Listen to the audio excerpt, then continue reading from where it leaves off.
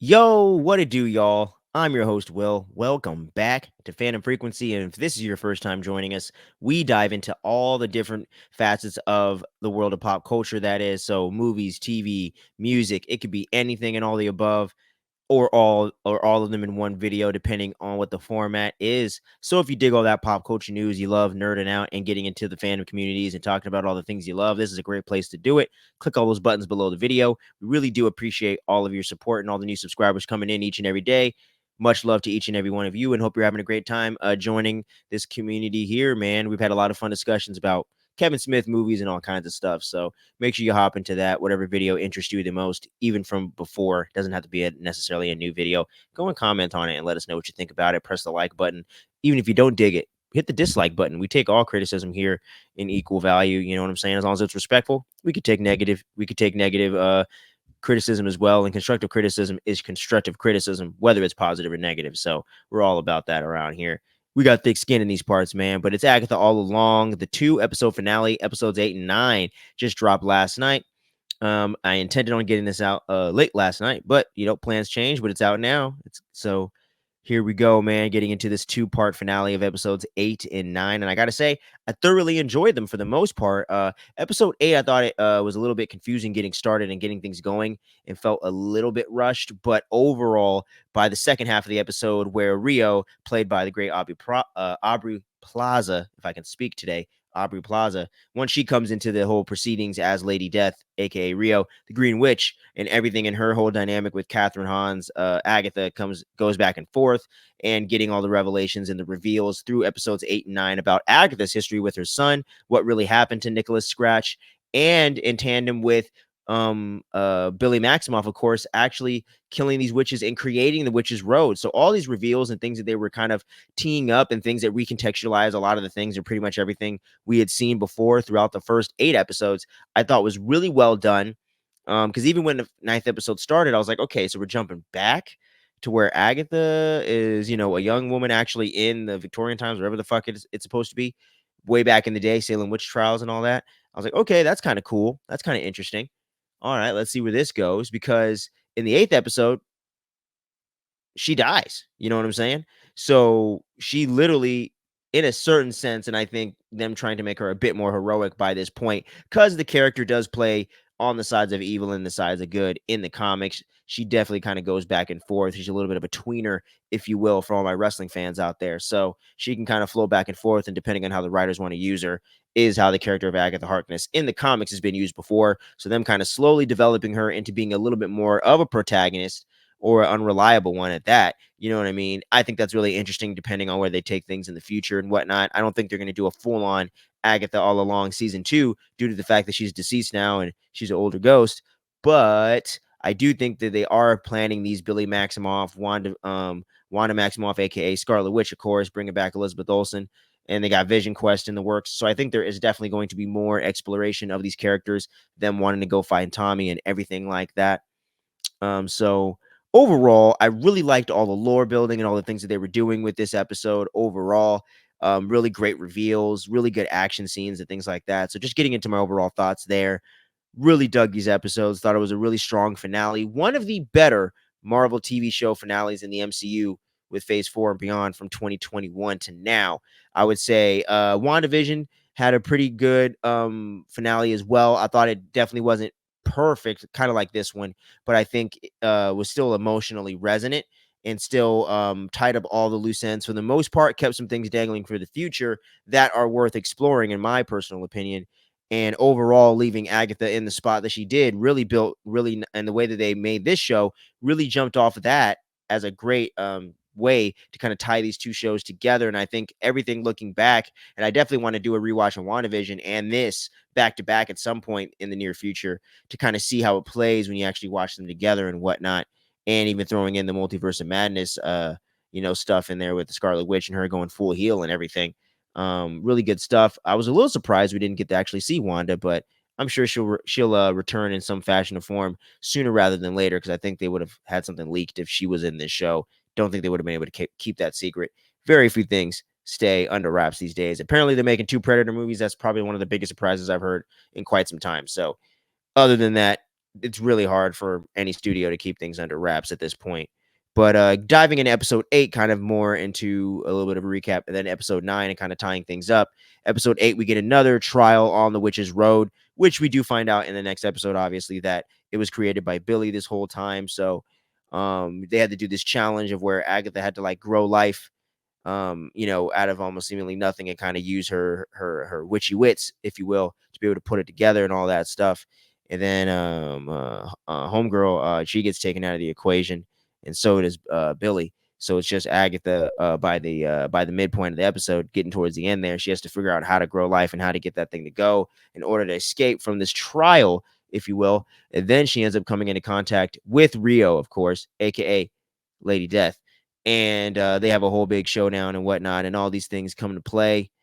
And Agatha ends up losing her life. She has to actually she actually makes a deal with Lady Death here that if she gives her, that one of them has to go with her. So she has to either have Billy, what's the word? God damn it, give himself up. Essentially, he has to. God damn, I'm forgetting the word. Oh my god, that's gonna kill me. Either way, he has to give himself up and offer himself over to her, or Agatha has to do it. One of them's got to die, essentially. So Agatha is trying to broker a deal with Billy to make him give himself up, give himself over, so that way she can continue living and taking people's magic and whatnot and get her magic back. But it doesn't go according to plan, of course, because Agatha, in a moment where she's about to kind of betray him after after Billy selflessly gives her a bunch of his magic, so that way she can get into the situation and defend herself, she's gonna actually still betray him and backstab him, as normal Agatha's prone to do. But Billy ends up using his telepathy to talk to her and remind her about, what about Nicholas? How would he react to something like this? Like, you know what I mean? Could you really do this again and leave someone behind? And then you find out that she didn't really. So I love the way that they're able to show that change in Agatha there, and getting into something that is deeply emotionally resonant for her, and something that's one of the most probably traumatic experiences of her life, and all this big shit that went down with her losing her son way back in the day, and the way that she's turned into such a despicable person at this point. I think for once she just wanted to do the right thing. You know what I'm saying? And kind of do it for Nicholas, you know what I'm saying? And kind of do that for her son in a certain way, and kind of redeem herself at least a little bit in her own mind when she has to end up facing him in the afterlife, right? So I love the way that that all comes together, and the way that it actually really is informed by character and informed by themes in the development and the storyline they've been telling throughout the show, and what they're going to show you in the next episode, that really recontextualizes everything in a really nice way, and really wraps a bow up on everything with the Agatha character for the most part, and her helping Billy now go find Tommy. That to me was just a great way to set the character up, and seemingly having her die right here, which she did, I thought was a great way to show stakes and to show actual stuff going on. And three of the characters are deceased as well, between Patty LuPone's character, um, Wendy Wu, played by Alice Wong, I think is her name, and Deborah Jo Rupp's character, the gardening lady. They all legit are deceased, either sacrificed themselves, got killed by Agatha, or got killed by circumstances on the road through the trials, which Billy created. So in his mind, he feels now responsible for the deaths of these people as well. And that all carries into this 9th episode when we catch up back with him.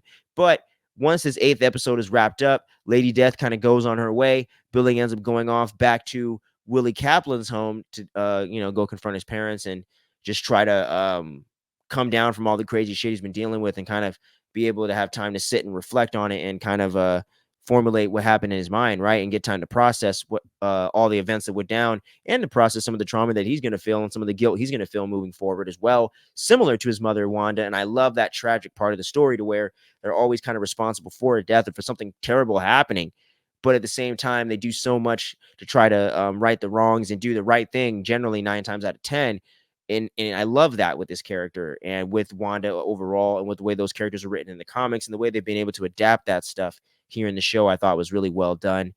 And Agatha, oh my gosh, Aubrey Plaza was phenomenal in every episode she was in. It was too bad she wasn't in like the whole time of the show, but I know she's a pretty busy actress doing multiple projects a lot of the time. So she might have been shooting my old ass or something like that. And I know that sounds wrong, but get your mind out of the gutter. But she was shooting a movie called My Old Ass and doing other stuff like that. So she might have just been too busy to be one of the integral roles of it. And it might have just came down to just simply how it was written and developed by Jack Schaefer and the writing team. So might just be that. I don't know. But I really wish we could have got a little bit more of Aubrey Plaza, but the moments we really do get it are great, especially in episode 8 right here. I loved her whole witchy laugh and all that stuff, man. And just her whole dynamic of being serious, but kind of funny and not taking it too serious at the same time. She's like one of, if not the best actress at doing that and playing up the humor of a situation, but keeping tension and keeping atmosphere and keeping actual drama going on. She's really one of the best at doing it and making you feel uncomfortable and not really being sure where she's going to go and what she's going to do. She just feels unpredictable as a performer and as a person. You know, even in interviews, she'll just say the craziest shit. And I just love that with Aubrey Plaza. She has this X factor and this really cool, like weird charisma about her. She's like, I don't know, it's like she's like an enigma, you know what I'm saying? And I love that. And the fact that Lady Death, or the representation of death, the Grim Reaper is an enigma in and of itself and is kind of this entity and this kind of evil thing, that, depending on how you look at it, but also something that's a necessary part of life. So is it truly evil? Is it truly bad? Or is it just something we all fear and don't understand? So I think that's kind of Aubrey Plaza. You kind of are scared of her, but you don't understand her at the same time. But you're so entertained by her. And obviously, she's not crazy going around doing anything to people, but she's just so weird and just good at being weird and being that like off kilter type thing, but just making you laugh and then disarming you and then making you feel uncomfortable. I just think picking her to play Lady Death was just phenomenal casting. And if they ever bring any of this back around with Josh Brolin's Thanos and put that together in the Avengers movies, I doubt it. But if they ever did anything like that, I think it would work phenomenally well because it's Aubrey fucking Plaza. So I love that. Who the fuck wouldn't fall in love with Aubrey Plaza, right? Look at her. So that's the whole beauty of it, and the way that that played in the story and the way that they executed Lady Death here in episodes 8 and episodes 9 after we get the reveal in episode 7 and the last one with Patty LuPone's character Elia, what's going on and who she really is. And a lot of us Marvel fans are kind of speculating that anyway, so I wasn't fully surprised, but I was actually really pleased to see that they did that and they were bringing this character into the fold, and it all really made sense in the context of this story. It makes sense in a way of how they're putting this, using this as an introduction of that character to the MCU, unlike the Infinity Saga, where I think that's not as well written or really it fits as well. This does, and I think maybe putting that into the multiverse aspect could play well if they want to do something like that, cameo, Secret Wars type shit. But if they never do and they only keep it to this corner of the MCU and never do it in a different project or strictly stick to the WandaVision, Agatha All Along spinoffs, I wouldn't be mad at that at all. Doctor Strange 3, because that's definitely in the works. Sam Raimi could return for that. So there's a lot of different places you can plug that character into. So I'll be curious to see where it goes. And then getting in episode 9, getting that full-on backstory with Agatha's character, what happened to Nicholas, who she really was, and how she conned everyone into thinking there's a witch's road. And with Billy's power of creating things out of thin air and being able to, I forget what the damn term for that power is, but having that power to create, um, to create whatever you want into reality warping and shit. That to me was a really great way of informing the story and the themes going on, but actually tying into the lore. And I love the way that Jack Schaefer, she was able to develop that for the show and able to put that together for this finale and getting to recontextualize everything and how the whole Witch's Road was a con. I love that aspect because that really just informs Agatha's character and feels in line with how the character was set up. And WandaVision, that's been really more of the complaints with the MCU in the last few years, even from myself sometimes, even though I've liked a lot of the stuff going on.